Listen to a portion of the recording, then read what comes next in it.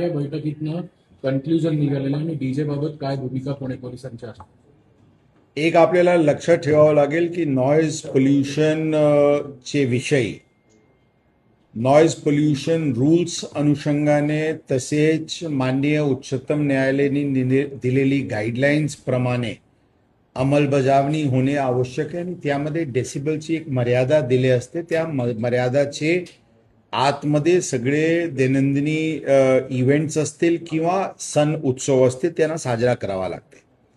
आता असे असताना काही ठिकाणी वेगवेगळे वेळोवेळी त्याचे उल्लंघन होत असल्याचे दिसून येते.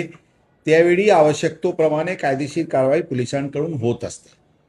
यावेळी जे सर्रास काही प्रकरणात काही इन्स्ट्रुमेंट्सची वापर होत असल्याचे दिसून आलेली आहे, जे प्रत्यक्षपणे मर्यादित डेसिबलपेक्षा अत्यंत जास्ती आहे आणि त्या अनुषंगाने एक डेमो सेशन पण पोलीस आयुक्त कार्यालयात घेण्यात आला होता आणि त्यामध्ये प्लाझ्मा आणि प्रेशर मीट अशा प्रकारचे एक इन्स्ट्रुमेंट ज्याचे डेसिबल अत्यंत जास्ती आहे ते निर्देशनास आलेला होता.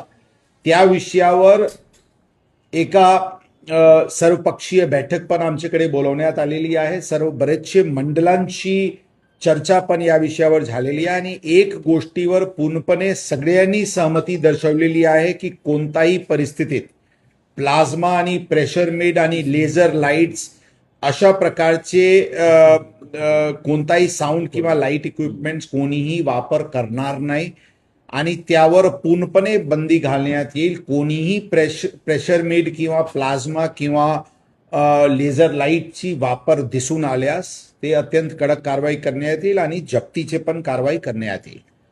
आता हे असे असताना आता किती बेस आणि किती टॉप, काही ठिकाणी एक बेस 2 टॉप मर्यादामध्ये असते, काही 2 बेस 2 टॉप, 4 बेस 4 टॉप, अशा वेगवेगळे प्रकारचे मागणी वेगवेगळे मंडळांकडून होत आहे. त्याबद्दल चर्चा पोलीस विभागाची सगळ्यांसोबत सुरू आहे.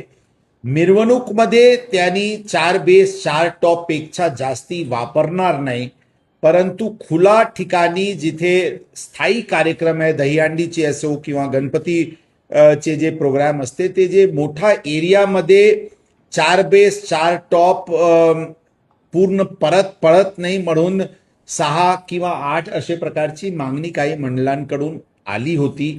त्याबद्दल त्यांच्याशी चर्चा आणि विचारविमर्श आणि डेमो घेतल्यानंतर त्याबद्दल एक फायनल स्वरूप देण्यात येईल.